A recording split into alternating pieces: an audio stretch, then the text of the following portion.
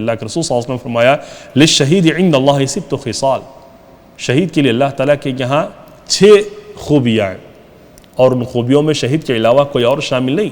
پہلی دفعہ میں شہید کے سارے گناہوں کو بخش دیا جاتا ہے۔ دوسری خوبی، وہ جنت میں اپنے مقام کو دیکھ لیتا ہے۔ تیسری خوبی، قبر کے عذاب سے اسے محفوظ کر دیا جاتا ہے۔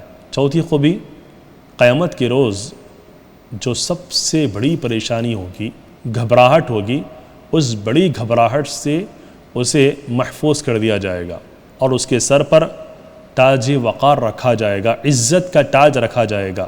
اور 6ویں خوبی، وَيُزَوَّجُ 72 زَوْجَةٌ لِحُورٍ عِينٍ، 72 حوروں سے اس کا نکاح کرایا جائے گا، اور اس کے ساتھ ساتھ اس کے رشتہ داروں میں 70 افراد میں اس کی سفارش کو قبول کیا جائے گا۔